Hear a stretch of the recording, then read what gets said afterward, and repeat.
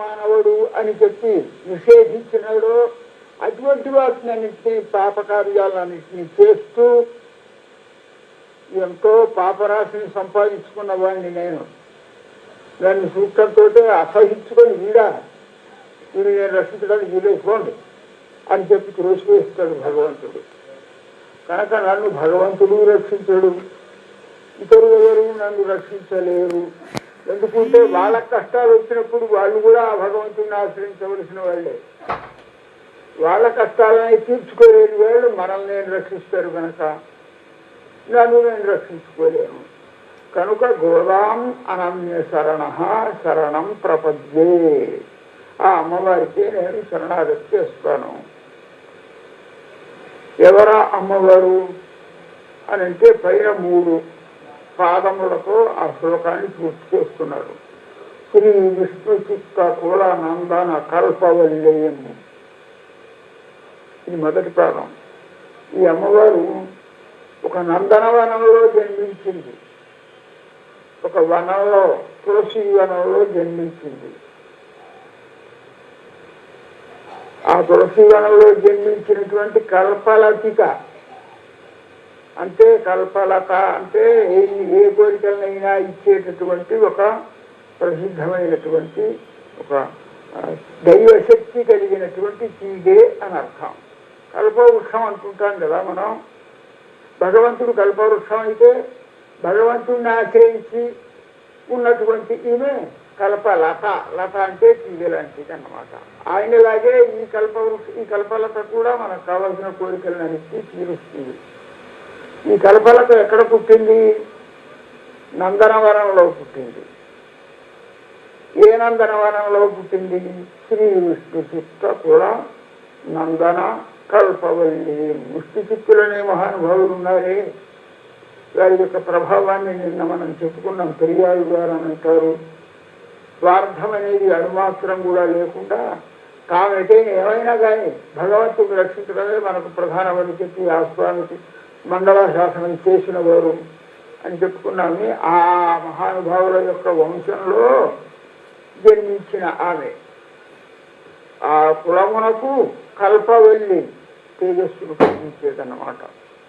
మా వంశంలో అత్యుత్తమురాలు సీతమ్మ వారిని గురించి జనకుడు చెప్పుకున్నట్టు నారీణాం ఉత్తమా వధూ.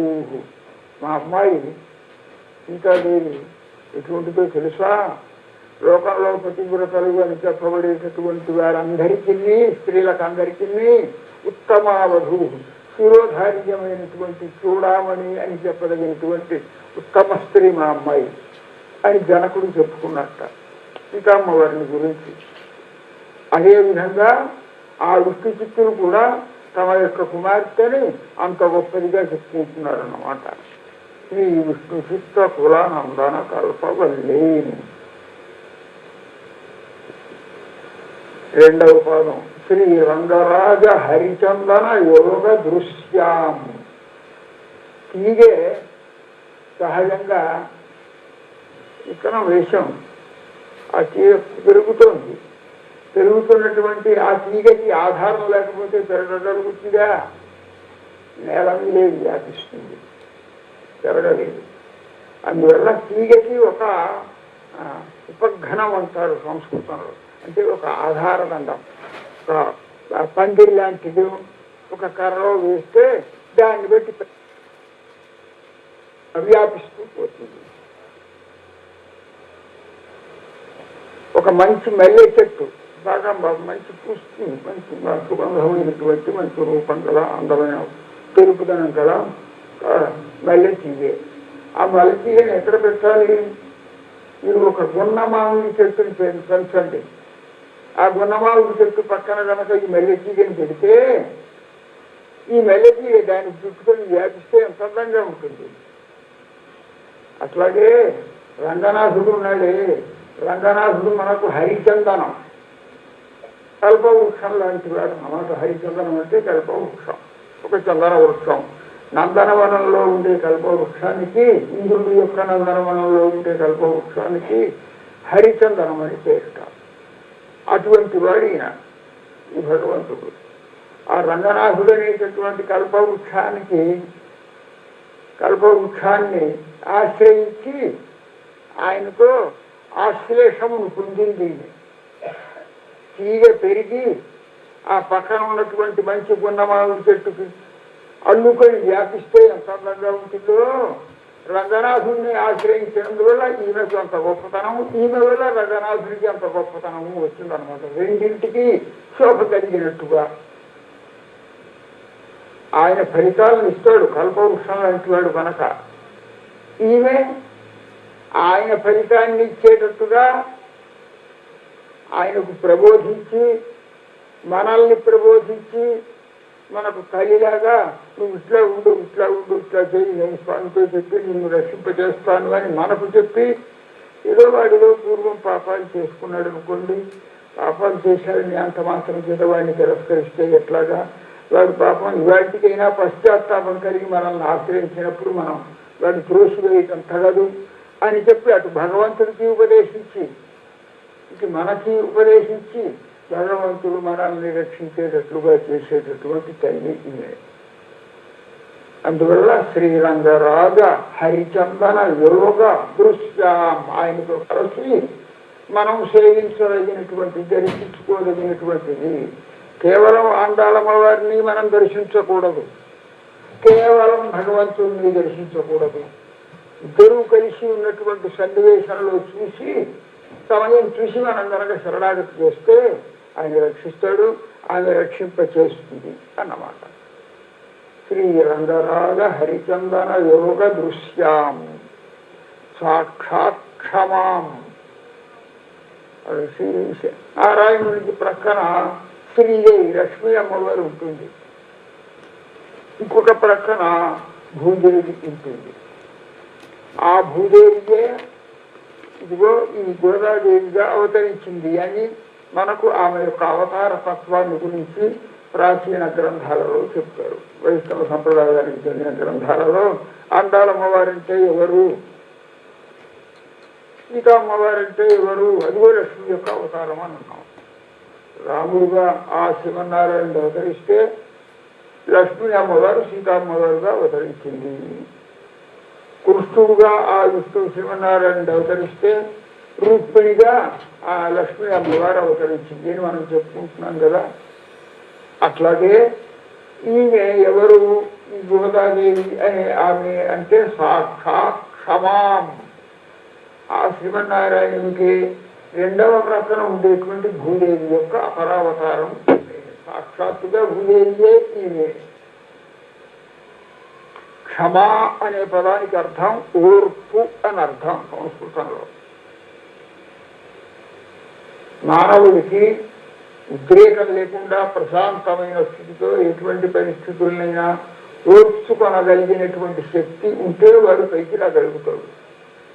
ఏ చిన్న కారణం చూసైనా ఓర్చుకోలేక కోపోద్రేకంతో ప్రవర్తించేవాడైతే చెడిపోతాడు.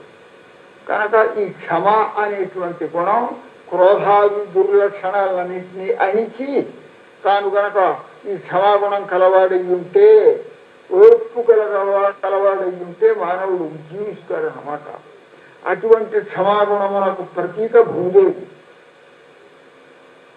భూదేవిలో ఉండేటువంటి సహనం, ఎవరు ఎన్ని విధములుగా తనని రెచ్చగొట్టాలని ప్రయత్నించిన, తన మీద అనేక రకములైనటువంటి అభాండాలు వేసిన, దోషములను తనపైన ఆరోపించిన, తనను దూషించిన రక్షించేటటువంటి స్వభావం భూదేవిది. మనం పొద్దున్నే లేస్తూ కొన్ని శ్లోకాలు చదువుకోవాలట. తల్లి భూదేవి, నేను పొద్దున లేచినప్పటి నుంచి నేను పాదాలతో తన్నుతున్నాను, నా పాదస్పర్శతో నీ మీదనే నా శరీరంలో ఉండేటువంటి బలమూత్రాలను విసర్జిస్తున్నాను. నాకు ఆహారాన్ని పెట్టేదాన్ని నీవే, అయినా తప్పదు. మరి నేను ఇంకొక తోటికి వెళ్ళి బలమూత్రాలను విసర్జించలేను.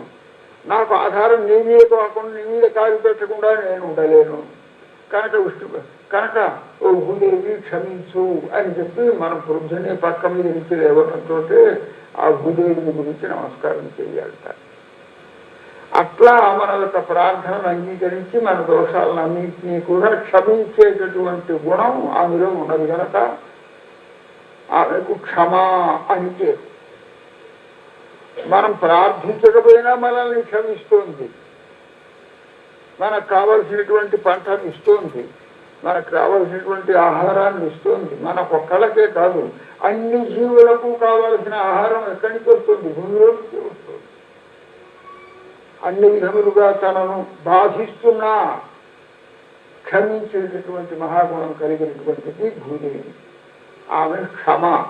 ఆ క్షమ యొక్క అపరావతారమే మనకు ఈ గోదాదేవి అని పెద్దలు చెప్తారు. సాక్షాత్ క్షమాం. సాక్షాత్తుగా ఆ లక్ష్మీదేవి ఆ భూదేవికి గోదాదేవి రూపంలో అవతరించింది. కరుణయా కమలామివాన్యాం. ఆమెలో ఇటువంటి ఓర్పు అనే క్షమాగుణం ఉంది అని చెప్పుకున్నాం. అంతేకాదు దయాగుణం కూడా ఉన్నది. దయాగుణంలో ఈమె కమలామివ అన్యాం, ఆ లక్ష్మీదేవి లాంటిదే. లక్ష్మీదేవికి ఎంతటి దయ ఉన్నదో అంతటి దయ కూడా ఈమెలో ఉంది. వీరిద్దరూ ఒక పక్క ఆమె ఒక పక్క ఈమె ఉంటే, ఒక ఆమెమో దయాస్వరూపురాలు, ఒక ఆమెమో మన యొక్క అపరాధాలన్నింటినీ క్షమించేటటువంటి ఓర్పు గల క్షమాస్వరూపురాలు భూదేవి అన్నమాట. ఆ ప్రక్కన ఉన్నటువంటి లక్ష్మీదేవితో సమానంగా దయాగుణం ఈమెలో కూడా ఉన్నది. సాక్షాత్ క్షమాం కరుణయా కమలామివాన్యాం గోదాం అనన్య శరణం ప్రపద్యే. అటువంటి గోదామ్మ వారికి నేను నమస్కరిస్తున్నాను అని మొదటి శ్లోకం. ఇట్లా 29 శ్లోకాలతో గోదామ్మ వారిని స్తుతించినారు వేదాంత దేశకులు అనేటువంటి మహాచార్యులు. చతుశ్లోకి అని కూడా మొదలుకుంటే అండారం వారిని గురించింది 4 చిన్న శ్లోకాలు, 4 శ్లోకాలు. ఇప్పుడు నిన్నటి రోజున మొదటి పాశ్రంలో ఉన్నటువంటి అర్థాన్ని సంగ్రహంగా మనం చెప్పుకున్నాం. ఒక్కొక్క పదం యొక్క అర్థాన్ని వ్యాఖ్యానాలలో పెద్దలు వివరించిన విధంగా మనం చెప్పుకోవాలి అంటే ఒక్కొక్క పాశ్రానికి 1 రోజు చాలా 3 రోజులు 4 రోజులు గడవలసిందే. పూర్వకాలంలో పల్లెటూళ్ళలో పెద్ద పెద్ద రెడ్లు కానీ గడవలు కానీ యొక్క కరణాలు కానీ వైష్ణవ సంప్రదాయస్తులు కానీ కూర్చొని కాలక్షేపం చెప్పమంటే మధ్యాహ్నం 1 గంట 2ంటికి కూర్చుంటే సాయంత్రం 6 వరకు కాలక్షేపం చెప్పేవారు ఒక పాసురం మీద. మనం గంట సేపట్లో అందులో ఉండే సారాంశాన్ని అంతా తెలుసుకోవాలి. ఆ కాసేపు కూడా వినడానికి వదిలేకుంటే లేచి వెళ్ళిపోవాలి అని అనుకుంటుంటాం మనం. అది మన యొక్క మనస్సులో ఉన్న దౌర్బల్యం అన్నమాట. అట్లా అద్భుతమైనటువంటి భావాలతో నిండినటువంటి దివ్య ప్రబంధాన్ని అంటాడమ్మ వారు మనకు ప్రసాదించారు. ఇందులో నిన్నటి పాసురంలో నన్నాళారు మరి నిర్వహిందా నన్నాళారు అని నల్ నాళ్ ఆల్ అని 3 పదాలు. నల్ అంటే మంచి, నాళ్ రోజు, ఆల్ ఆశ్చర్యం. ఇవాళ రోజు చాలా గొప్ప రోజు, మంచి గొప్ప దివసం. ఏం ఆశ్చర్యం! ఇవాళ మనం ప్రారంభించినటువంటి మంచి అన్ని రకాలైనటువంటి యోగ్యతలు కలిగినటువంటి నక్షత్రం మంచిది, వారం మంచిది, మాసం మంచిది, పక్షం మంచిది, అన్ని యోగాలు కలిసినాయి కనుక ఇవాళే మనం ఆరంభిద్దాం పట్టండి. ఇంతకంటే మంచి రోజు మరొకటి రాదు. మళ్ళీ మనం ఇంకో రోజు చేద్దాంలే ఈ కార్యక్రమాన్ని, ఈ వ్రతాన్ని ప్రారంభిద్దాం ఇంకో రోజు అని అనుకుంటే కుదరదు అని ఆశ్చర్యంతో చెప్తున్నారు అన్నమాట. ఆల్ అంటే ఆశ్చర్యం అని అరవంలో. నల్ చాలా గొప్ప దివసం. ఏమిటా గొప్ప దివసం అనంటే మానవుడికి గొప్ప రోజు, గొప్ప దివసం, అత్యుత్తమమైన దివసం. వాడి జీవితంలో ఎన్ని రోజులు వాడు జీవించాడో మంచి రోజు అంటే ఏ రోజు అని మనం లెక్క వేసుకోవాలి. అనంటే మానవుని యొక్క జన్మలో ఉత్తమమైన దివసం ఏది అనగా ఏ రోజైతే వాడికి ఆత్మ వివేకం కలిగి భగవంతుడిని ఆశ్రయించాలనుకుంటాడో, భగవంతుని యొక్క దర్శనం కలుగుతుందో, సద్బుద్ధి ఏర్పడుతుందో ఆ రోజే మంచి రోజు. మామూలుగా మనం లౌకిక దృష్టితో చూస్తే మన జీవితంలో మంచి రోజు, గొప్ప సుఖాన్ని మనం పొందేటువంటి రోజు ఏది అని అంటే మనకు ఏదో కుమారుడు కలిగితే మంచి రోజు అనుకుంటాం. వివాహం జరిగిన రోజు మంచి రోజు అనుకుంటాం. అట్లాగే మనకు ఏదో గొప్ప ఉద్యోగం చేసిన రోజు మంచి రోజు అనుకుంటాం. అవి కావు మంచి రోజులు. అవి తాత్కాలికంగా సుఖాన్ని ఇచ్చేటటువంటి రోజులు మాత్రమే. శాశ్వతంగా భగవంతుని యొక్క సంబంధాన్ని కలిగి ఉండాలి అని మనస్సులో మనకు ఏ రోజు కోరిక కలుగుతుందో అట్లా ఆత్మజ్ఞానం కలిగినటువంటి రోజునే ఉత్తమమైన దివసం అని అంటారు మన జీవితంలో. అది నల్ నాల్ ఆల్ అని ఆ పదాలకు అర్థం. ఇందుకు 2-3 ఉదాహరణలను మనం చెప్పుకోవచ్చు. అక్రూరుడు వాడెవడు? కంసుడు దగ్గర ఉండేవాట. కంసుడు పెట్టిన తిండిని తింటూ వాడి పేరు సలహాలు ఇస్తూ వాడి దగ్గర పనిచేస్తుండేవాడు. కానీ మంచి పూజలు పురస్కారాలు, మంచి ధర్మబుద్ధి కలవాడు. వాడికి ధర్మబుద్ధి ఉన్నది కానీ వాడిని పరిపాలిస్తున్నటువంటి ఆ కంసుడికి ధర్మబుద్ధి లేదు. వాడు పాపిష్ఠుడే. తండ్రినే సాగు కొట్టేసి జైలులో పారేసి వాడు రాజ్యాన్ని పరిపాలిస్తున్నటువంటి వాడు. ఏదో ఆకాశవాణి చెప్పిందని చెప్పి కైకేయిని దేవతను తీసుకువెళ్ళి జైల్లో పడేసినటువంటి వాడు. దుర్మార్గులైనటువంటి వాడు జరాసంధుడు, శిశుపాలుడు మొదలైన వాళ్ళందరితో కలిసి నేను గొప్పవాడిని, రాజ్యం పరిపాలిస్తున్న వాడిని అహంకరిస్తున్నటువంటి వాడు. వాడు పెట్టిన కూడుతుంటూ వాడి దగ్గర జీవించాల్సి వచ్చి కర్మమా అని చెప్పి తల ఉంచుకొని ఎట్లా జీవితం గడుపుతున్నాడు అక్రూరుడు. అప్పుడు కంసుడు అక్రూరుని పిలిచి, ఇదిగో రేపేళ్ళలో కృష్ణుడు అనే పిల్లవాడు పెరుగుతున్నాడు, వాడిని నా దగ్గరికి తీసుకురమ్మన్నాడు. రేపేళ్లలో పెరుగుతున్నటువంటి కృష్ణుడిని వధించాలి అని చెప్పి 20-30 ప్రయత్నాలు చేశాడు. 1 కాదు, 2 కాదు.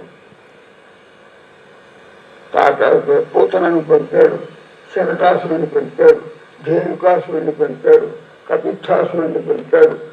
ఎంతమందినో పంపించిన వాళ్ళు వచ్చిన వాళ్ళు ఇక్కడే మట్టుపడిపోతూ నాశనం అయిపోతున్నారు. కానీ మళ్ళీ అక్కడికి తిరిగి వెళ్ళిన వాడు ఎవరు లేరు.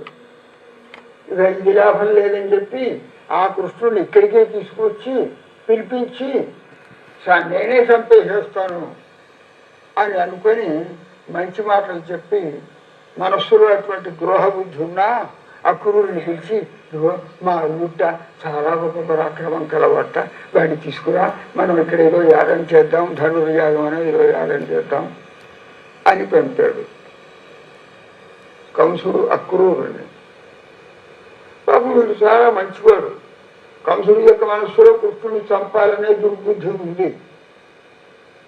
ఈ కంసుడి యొక్క ఆదేశం తీసుకొని బయలుదేరి వచ్చినటువంటి అక్రూరుడు కృష్ణ పరమాత్మను దర్శించడంతో ఆ కంసుడు చెప్పినటువంటి వాక్యాలన్నీ చెప్పి తీసుకువెళ్ళడానికి కోసం బయలుదేరి వస్తూ చెప్పుకున్నట్ట, అద్యమే సఫలం జన్మ సుప్రభాతాచ మే నిశా. ఇవాళ నా జన్మ సార్థకమైంది, కృష్ణ పరమాత్మను దర్శించేటువంటి అవకాశం నాకు లభించింది కనుక అద్యమే సఫలం జన్మ. ఇవాళ ఒక్కరోజే ఈ నా జీవితం అంతటిలో నాకు పుణ్యాన్ని సంపాదించి పెట్టినటువంటి, నేను ఉజ్జీవించడానికి తగినటువంటి భాగ్యాన్ని కలిగించినటువంటి రోజు. సుప్రభాతాచమే నిశా. నాకు ఇవాళ వృద్ధుని బయలుదేరాడు కృష్ణుని తీసుకురావడానికి కోసం. ఇవాళ నాకు సుప్రభాతం అని భావిస్తున్నాను. ప్రభాతం అంటే తెల్లవారుతాము, సుప్రభాతం అంటే ఏ రోజైతే కళ్ళు తెరిచి చూడటంతో మంచి దృశ్యం మనకు కనపడుతుందో, మంచి శకునం మనకు కలుగుతుందో, ఆ శకునం వల్ల మంచి దృశ్యం వల్ల మనకు ఆ రోజంతా శుభం కలుగుతుందో, అటువంటిప్పుడు మనం ఏమనుకుంటాం, ఇవాళ నాకు సుప్రభాతం అని అంటాం. సుప్రభాతాచ మే నిశ, రాత్రి అంతా గడిచిపోయింది, తెల్లవారుతోంది, ఇవాళ కృష్ణుని దర్శించడానికి కోసం వెళుతున్నాను, నాకు ఇవాళ సుప్రభాతం అని భావిస్తున్నాను. నాకు గడిచినటువంటి రాత్రి పోయి తెల్లవారటం అనేది సుప్రభాతంగా భావిస్తున్నాను. ఎన్నో రోజులు గడిచిపోయింది తన జీవితంలో, ఎన్నో ప్రాతకాలాలు వచ్చాయి, తెల్లవారినాయి, ఎన్నో రోజులు తెల్లవారినాయి, అవన్నీ కూడా సుప్రభాతాలు కాదుట, ఇవాళ సుప్రభాతం అంట. కారణం భగవంతుడిని దర్శించే సదవకాశం నాకు కలిగింది కనుక. అట్లా ప్రతి మానవుడు కూడా తనకు ఏ రోజైతే సద్బుద్ధి కలిగి భగవంతుడిని దర్శించాలి అనేటువంటి భావన కలుగుతుందో ఆ రోజే వాడు జీవించడానికి తగినటువంటి ఉత్తమ దివసం అని భావించాలి అని అర్థం. అని అక్రూరుడు చెప్పినట్లుగా నలునాళాలు, ఇవాళ మనకు మంచి రోజు, భగవంతుని దగ్గరికి వెళ్ళాలి, ఈ వ్రతాన్ని ఆచరించాలి అనే సద్బుద్ధి కలిగింది కనుక ఎప్పుడైతే ఈ సద్బుద్ధి కలిగిందో ఆ రోజే మనం శుభకార్యాన్ని నెరవేర్చడానికి కోసం ప్రారంభిద్దాం, వాయిదా వేయొద్దు అని చెప్తున్నాడు. ఇంకొకటి నల్నాళ్ అనే దానికి ఇది ఒక అర్థం చెప్పుకున్నాం. మానవుడికి ఉత్తమ దివసం ఏ రోజు అనంటే ఎన్నో రోజులు గడుస్తున్నాయి, ప్రతిరోజు వీడు చేస్తున్నటువంటి కార్యక్రమాలను చూస్తున్నాడు భగవంతుడు. వీడు చేస్తుండేటువంటి పుణ్యాలు పాపాలు వాటిని లెక్క వేయడానికి చిత్రగుప్తుడు లాంటి వాళ్ళని పెట్టాడు. సూర్యుడు మొదలైనటువంటి వాళ్ళని సాక్షులుగా పెట్టాడు. వీడు చేస్తున్నటువంటి కార్యక్రమాలన్నింటినీ చూస్తూ నక్షమామి నక్షమామి అని అంటున్నాడు. భగవద్గీతలో వస్తున్న నక్షమామి, వీడిని నేను క్షమించేది లేదు, ఇన్ని అపరాధాలు చేశాడు, ఇంతమందికి ద్రోహం చేశాడు, నా విషయంలో కూడా వ్యతిరేకంగా ప్రవర్తించాడు, నా ఆజ్ఞను ధిక్కరించాడు, ఇటువంటి వాడు ఉంటే లోకానికి అంతా కూడా కంటకం లాంటి వాడు వీడు, కనుక వీడిని క్షమించేది లేదు అని ప్రతిరోజు వీడు చేస్తున్నటువంటి పాపాలను చూసి భగవంతుడు అనుకుంటున్నట్ట నక్షమామి నక్షమామి అని. ఏ రోజైతే భగవంతుడికి నక్షమామి అని అంటున్నాడో ఆ నక్షమామి అన్న రోజులని పాపిష్టపు రోజులు. అట్లా కాక ఏ రోజైతే మనలో మంచి బుద్ధి కలిగి భగవంతుడిని ఆశ్రయించాలి అనేటువంటి మార్పు కలుగుతుందో ఆ రోజు మంచి రోజు కింద లెక్క. ఆ రోజు ఏమనుకుంటున్నాడు భగవంతుడు, అంతకుముందల్లా వాడు నక్షమామి నక్షమామి అని అన్నటువంటి వాడు దదామి అంటున్నట్టు ఇవాళ రోజు మనల్ని. ఏమిటి దదామి? భగవద్గీతలో దదామి బుద్ధి యోగంతం ఏన మాం ఉపయాంతితే, వాటికి వీళ్ళకి సద్బుద్ధి కలిగి నన్ను ఆశ్రయించారు, వీళ్ళలో కలిగినటువంటి కించిత్ జ్ఞానం క్రమంగా పెరిగి అది భక్తి రూపంగా పరిణమించి వాడు నన్ను ఆశ్రయించి ఉజ్జీవించేటట్లుగా ఆ భక్తి అనేటటువంటి బీజాన్ని నేను వృద్ధి పొందిస్తాను, ఆ భక్తి యోగాన్ని వాళ్ళకు నేను దదామి ఇస్తాను అన్నాడు. భగవంతుడు ఏ రోజు మనకు దదామి అని అంటాడో ఆ రోజు మనకు ఉత్తమ దివసం. ఇంతకుముందు గడిచిపోయినటువంటి రోజులన్నింటిలో కూడా భగవంతుడు మనకు నక్షమామి నక్షమామి అని ఉంటుండేవాడు మనం చేసిన అపరాధాలను బట్టి. కనుక ఆ నక్షమామి అనే రోజులు పోయి దదామి అనేటువంటి రోజు కనుక ఇవాళ భగవంతుడు మనం చేసినటువంటి ఈ వ్రతాన్ని కటాక్షించి తప్పకుండా మనల్ని అనుగ్రహిస్తాడు. ఇవాళే మంచి రోజు, పదండి ఈ వ్రతాన్ని ఆచరించడానికి కోసం అందరం కలిసి వెళదాం అని ఆహ్వానిస్తున్నారు అన్నమాట. ఇది నానాడు అనేటువంటి పదంలో ఉన్నటువంటి విశేషం. ఒక్క పదానికి ఇంతసేపు ఈ వ్యాఖ్యానం మనం చెప్పుకున్నాం. నీరాడపోదు నీర్, నీరాడటం అంటే స్నానం చేయటం అని చెప్పుకున్నాం కదా. వ్రతాన్ని ఆచరిస్తున్నప్పుడు ఒక పవిత్రమైన కార్యక్రమాన్ని చేస్తున్నప్పుడు మొట్టమొదట మన శరీరంలో ఉండే మాలిన్యాన్ని అంతా తొలగించుకొని స్నానం చేసి, మనస్సులో ఉండే మాలిన్యాన్ని అంతా తొలగించుకొని తిలకధారణాదులం చేసి పట్టు వస్త్రాన్ని మడి వస్త్రాన్ని కట్టుకొని భగవదారాధనకు ఉపయోగిస్తాం, ప్రారంభిస్తాం. ప్రారంభానికి ముందు చేసేటువంటి మొదటి పని ఏంటి? నీరాడుహై. నీరాడుహై అంటే నీరాడుట అంటే స్నానం చేయటం అన్నమాట. నీరాడపోని నీరు వ్రతానికి ప్రారంభంలో చేయవలసినటువంటి మంగళ స్నానం చేద్దాన్ని రండి అని పిలుస్తున్నారు. ఇక్కడ నీరాడ అనే పదానికి అసలు అర్థం ఏంటో తెలుసా? స్నానం చేయటం ఎందుకు చేస్తాం మనం? ఒంటిలో తాపం ఎక్కువైతే స్నానం చేస్తాం. మనకు కలిగినటువంటిదంతా సంతాపమే. మనం ఇంతవరకు ఎన్ని జన్మలు గడిచినాయో చెప్పలేము. అన్ని జన్మలలో కూడా తాపత్రయాన్ని అనుభవిస్తూనే ఉన్నాం. 3 రకాలైన తాపాలను అనుభవిస్తున్నాం, దుఃఖాలను అనుభవిస్తున్నాం. ఏమిటా 3 రకములైనటువంటి తాపాలు? ఆధ్యాత్మికమని, ఆధిభౌతికమని, ఆధిదైవికమని 3 రకములైనటువంటి దుఃఖాలు అగ్ని తాపములు అని అంటారు. ఆ 3 రకాలైన దుఃఖాన్ని ప్రతిరోజు మనం అనుభవిస్తూనే ఉన్నాం. మన జీవితంలో మనకు కలిగేటటువంటి దుఃఖాలేమో 75 వంతులు, మనం అనుభవించేటువంటి సుఖమేమో 1 పావలా వంతు. ఈ తాపత్రయాన్ని బట్టి చూస్తే ఆధ్యాత్మికం, శరీరం వలన కలిగేటటువంటి దుఃఖాలని ఆధ్యాత్మికం అని అంటారు. ఇక్కడ ఆత్మ అంటే శరీరం అన్నమాట. మన శరీరంలో రోగాలు, నొప్పులు మొదలైనటువంటి ఎన్ని దుఃఖాలు పెరుగుతున్నాయి చెప్పగలమా?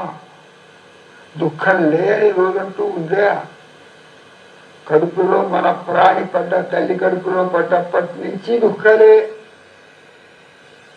ఆమె ఏదైనా ఆ తల్లి మనం గర్భంలో ఉన్నప్పుడు ఏదైనా ఆహారం, కారం లాంటి ఆహారం తీసుకుందనుకోండి, ఆ కారం లాంటి ఆహారాన్ని దాన్ని మనం పైన శరీరంలో రాసుకుంటేనే మన ఒళ్ళంతా మండుకుంటుంది.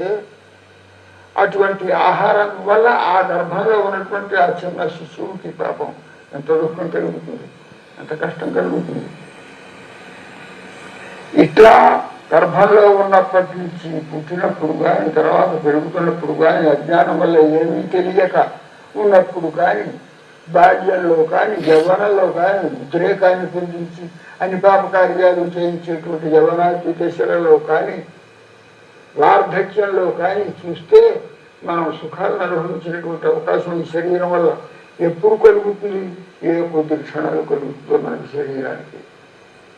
అందువల్ల ఆధ్యాత్మికమైనటువంటి దుఃఖం అంటే శరీరాన్ని బట్టి వచ్చేటటువంటి దుఃఖం అనేటువంటి తాపం ఒకటి. తాపత్రయంలో ఈ దుఃఖాలు అందరికీ ఉన్నవే, అవి లెక్క చెయ్యం. సుఖానికి కోసం అరువులు శాశ్వత అంటాం. అది కావాలి, ఇది కావాలి, ఇది కావాలి అనుకుంటాం. ఆ పోతూ అది కావాలని పోతూ ఎక్కడో దాటిపడ్డా ఉంటే కాలు విరుగుతుంది. ఆ తొందరకి ఈ దుఃఖాన్ని లెక్క చెయ్యం, కానీ అడిలో రావాలనుకొని ఈ దుఃఖాన్ని తెచ్చిపెట్టుకుంటుంటాం. ఇది ఆధ్యాత్మికం. శారీరకంగా కలిగేటటువంటి రోగాలు, నొప్పులు, పక్షవాతాలు, కాళ్ళు, చెవులు, కళ్ళు లేకనో చెవులు లేకనో పడేటువంటి దుఃఖాలు. రెండవది ఏమిటి? ఆది భౌతికం. భౌతికం అంటే భూమిలో ఉండేటటువంటి ఇతర ప్రాణులు అన్నమాట. వాటి వలన మనకు దుఃఖం. ఆ ప్రాణులు ఏ ప్రాణి అయినా సరే, దోమల దగ్గర నుంచి మొదలు పెట్టుకుంటే సింహం వరకు ఉండేటువంటి మానవుడి కంటే ఇతరములైన ప్రాణులు ఉన్నాయే, అన్నిటి వల్ల మన నానా దుఃఖాలను అనుభవిస్తూనే ఉన్నాం. తేళ్ళు, పాములు, పెదపులు, గుడ్డెలుగులు, సింహాలు, ఇటువంటి వాటి వల్ల ఇక్కడికో పోతున్నాడు. తెల్లవారుధాము లేచి పోతూ ఏ పాము మీద కాలు వేశాడు, చీకట్లో కాటేసింది, వెచ్చడైపోయింది. తేలు పుట్టింది, ఎగురుతున్నాను, దగ్గర వస్తున్నా, ఆ బాధ అంతా దగ్గరక. సింహం పెద్ద గుళ్ళు వచ్చినాయి, పంచాయతీ కొట్టినాయి, పోయింది, చేయడం పోయింది. చివరికి అట్లా బతికితే బతుకుతాడు, లేకపోతే వస్తాడు. ఇట్లా ఇతర ప్రాణుల వల్ల కలిగేటటువంటి దుఃఖానికి ఆధిభౌతికం అని పేరు. ఆధ్యాత్మికం, ఆధిభౌతికం, ఆధిదైవికం మూడవది. ఏమిటి ఆధిదైవికం అంటే దైవం వల్ల కలిగేటటువంటి దుఃఖాలు అన్నమాట. బ్రహ్మాండంగా పిడుగులు పడుతున్నది. ఒక ఇంటి మీద పిడుగు పడ్డది, అందరూ నిద్రపోతున్నారు, మొత్తం అందరూ మటాష్ అయిపోయారు. ఎక్కడికో పోతున్నాడు, వాన పడుతుంది, చెట్టు కింద నిలబడదాం అనుకున్నారు 5-6. ఆ చెట్టు మీద పడ్డది ఆ పిడుగు. గాలివాన వస్తుంది, ఆ పిడుగులు కొట్టడం కాదు, ఆ చెట్టే ఆ గాలివానికి వీళ్ళందరి మీద పడ్డది. పెట్టించుకుపోయి ఆ గాలికి తీవ్రమైనటువంటి చండమారుతం అంటాం దాన్ని. అటువంటి గాలికి ప్రవాహం వచ్చేసింది ఆ వానల వల్ల. ఆ ప్రవాహంలో కొట్టుకుపోతున్నాయి, కార్ల దగ్గర నుంచి కొట్టుకుపోతున్నాయి. ఇవాళ పెద్ద పెద్ద ప్రవాహాలు వస్తుంటాయి రోడ్డు మీద. అట్లా దైవికంగా కలిగేటటువంటి దుఃఖాలు. ఈ 3 రకాలైనటువంటి దుఃఖాలని మనం చూస్తున్నప్పుడు మానవుడు అనుభవించేటువంటి సుఖం పావలావంతని, ఇంకా పావలావంతి కూడా కాదేమో. వాడు అనుభవించేటువంటి దుఃఖాలు తాపములు అని చెప్పబడేటువంటి తాపత్రయం ఇంతటిది అని తెలుస్తోంది. ఇటువంటి తాపత్రయాన్ని పోగొట్టుకోవాలి.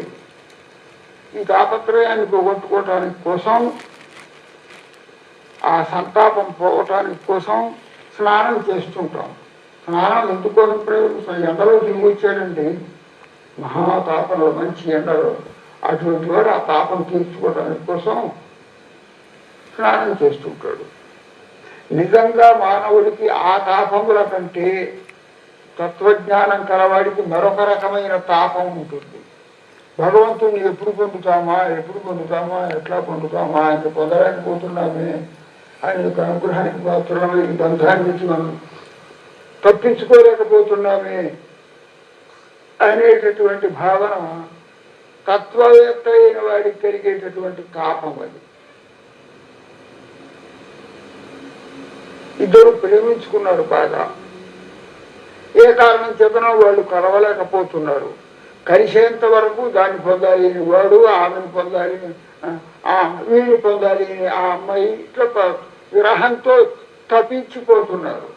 అది కూడా ఒక తాపమే, విరహతాపం.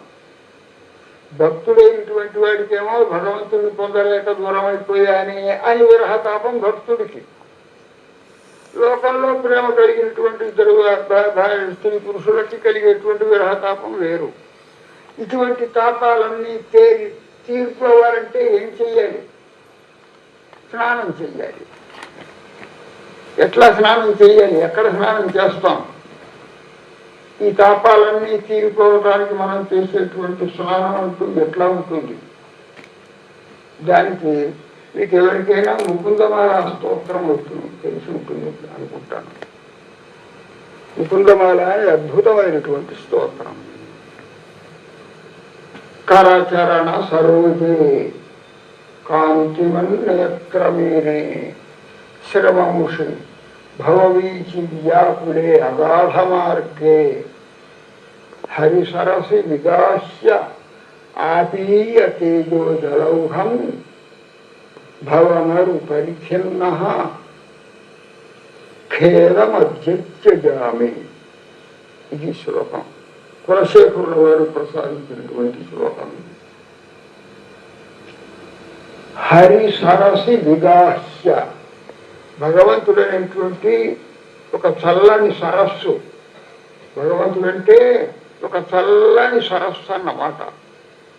ఎండాకాలంలో తప్పించి వచ్చినటువంటి వాడు ఆ తాపాన్ని తీర్చుకోవడానికి కోసం ఆ సరస్సులో కనుక పోయి అవగాహన చేసి హాయిగా స్నానం చేస్తే వాడి తాపం ఎట్లా తీరుతుందో, ఇందాక చెప్పినటువంటి తాపత్రయం తీరిపోయి తన ఆత్మ ప్రశాంతంగా సుఖాన్ని పొందాలి అని అంటే అవగాహన చేయవలసినటువంటి, మనం పోయి స్నానం చేయవలసినటువంటి సరస్సు ఏది?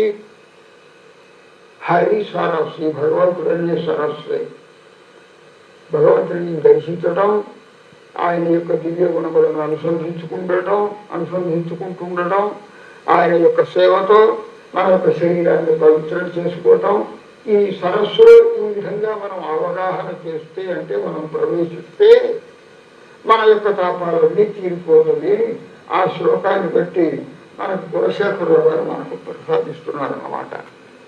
ఇక్కడ నీరాడపోయి అనే దానికి తాత్పర్యం తాపములన్నింటినీ తొలగించేటువంటి స్నానం చేద్దాం రండి అని కదా పిలుస్తున్నారు. ఊరికే భౌతికి పోయి 4 బొక్కెలు నీళ్ళు పోసుకొని వచ్చామంటే స్నానం అయింది అంటే అది కాదు స్నానం.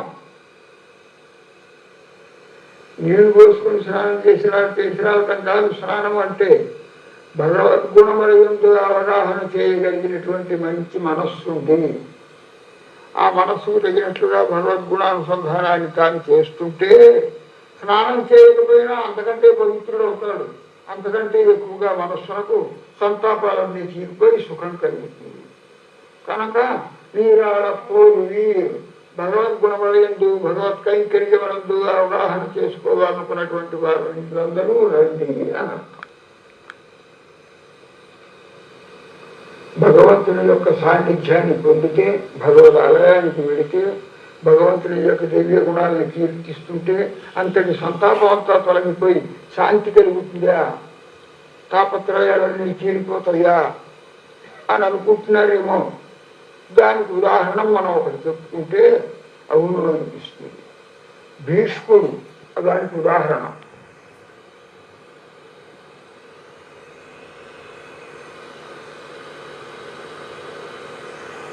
ఆవరణం కలవాడు అని ఆయనకు వరం ఇచ్చారు.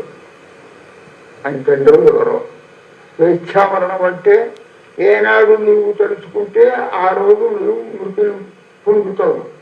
నాకు మరణం వద్దు వద్దు వద్దు అన్న నువ్వు ఎంతకాలం అనుకున్నా, ఎన్ని సంవత్సరాలైనా నువ్వు జీవించి ఉంటావు అని స్వేచ్ఛామరణం.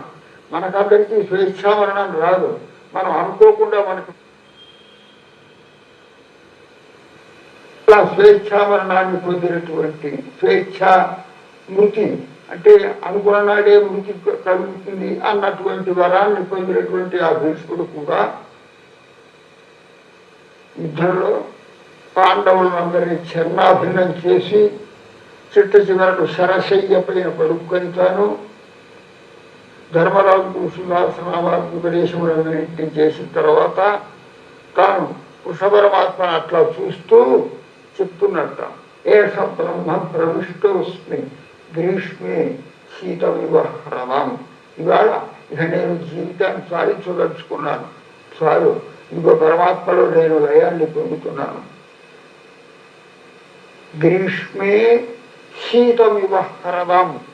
గ్రీష్మ ఋతువులో తీవ్రమైనటువంటి ఎండాకాలంలో చల్లని సరస్సులో ప్రవేశించి తాపాన్ని ఎట్లాగైతే తీర్చుకుంటారో లోకులు, నాకు ఆ చల్లని సరస్సు లాంటి వాడు అదిగో నా ఎదురుగా నిలబడి ఉన్నటువంటి కృష్ణ పరమాత్మ.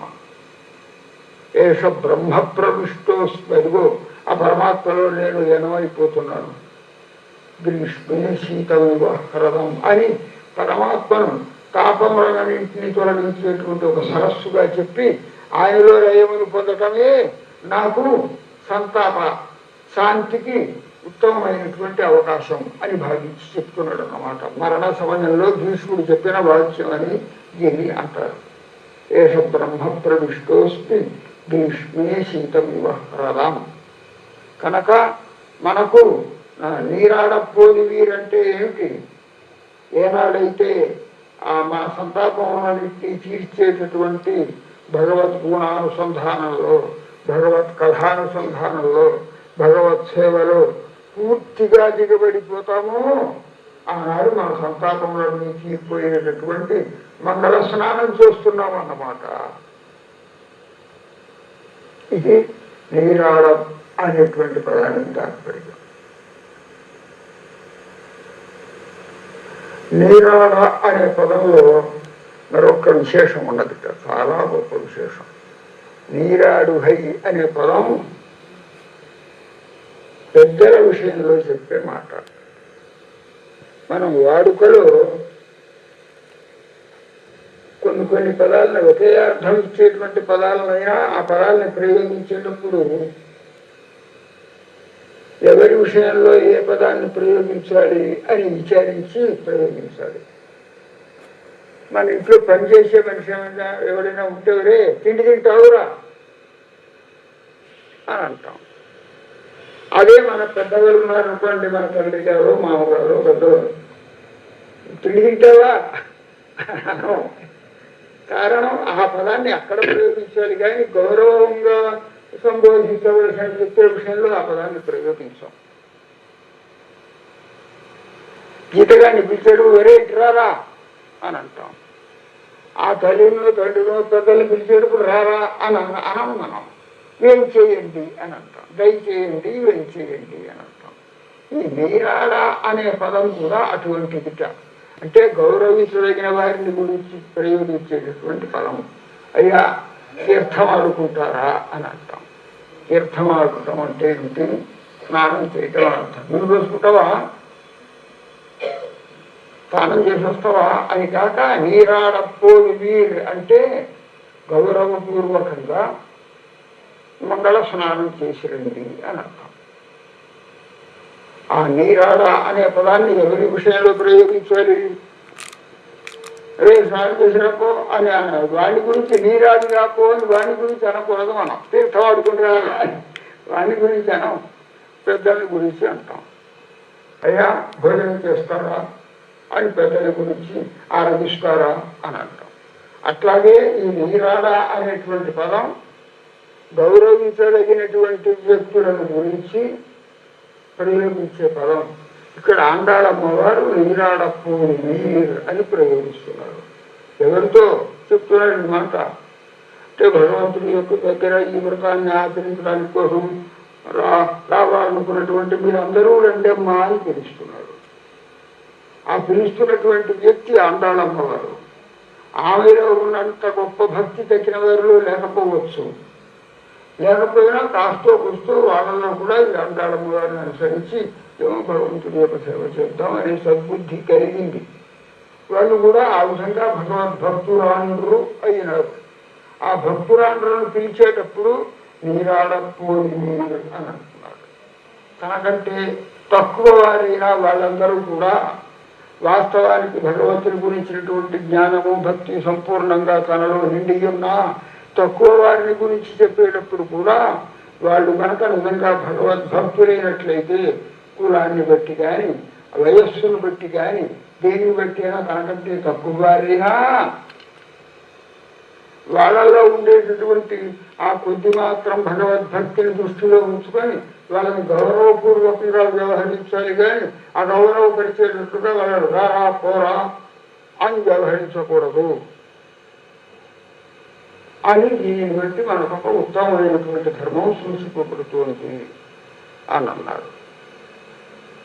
నీరాడపూడి నీర్ అని ప్రయోగించినటువంటి ప్రయోగం ఆండాళమ్మ వారు తనకంటే తక్కువ స్థాయికి చెందినటువంటి వారైనటువంటి గోపకన్యకలను గురించి చూస్తూ తన తోటి స్నేహితులందరూ బట్టి చూస్తూ మీరందరూ రెండమ్మా మనం అందరం వెళ్ళి ఆరాధన చేద్దాము నీరాడపూడి నీర్ అని గౌరవంగా పిలవటాన్ని బట్టి ఏం తెలుస్తోంది?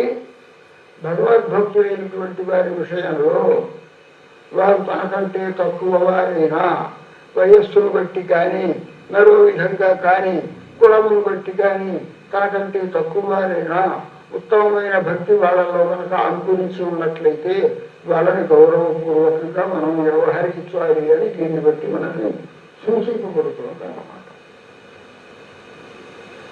ఇక్కడ ఈ తిరుప్పావై ప్రబంధానికి వ్యాఖ్యానం ప్రసాదించినటువంటి పెద్దలు ఒక వాక్యం రాస్తారు. పుత్ర రాహవు మాము శిష్య రాహవు మాము భగవత్ సంబంధత్వాలే. వారు మనకు గౌరవింపదగిన వారు పుత్రుడే కావచ్చు కొడుకే కావచ్చు.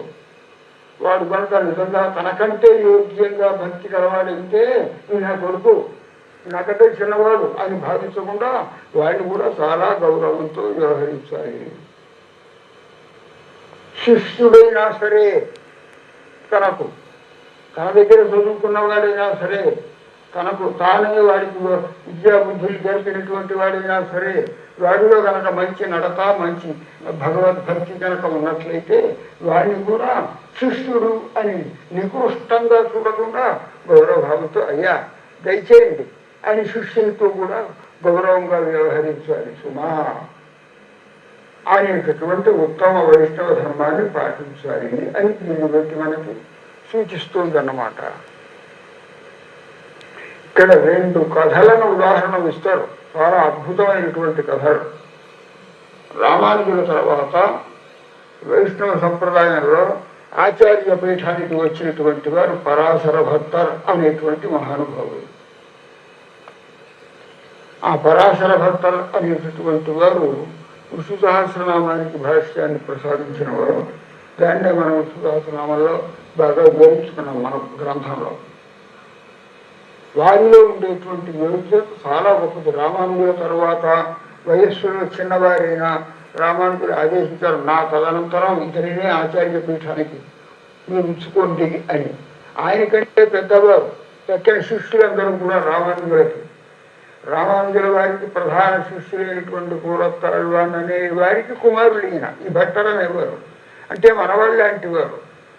రామానుజుల వారికి శిష్యులుగా కుమారుల స్థాయికి చెందినటువంటి ఆచార్యులు ఇంకా పెద్ద పెద్ద వయస్సు కలవారు ఉన్నారు. వారందరినీ కాక వీరిని, ఈ భట్టరు అనేటువంటి వారిని ఆచార్య పీఠానికి తగిన విరుద్ధుడు, మంచి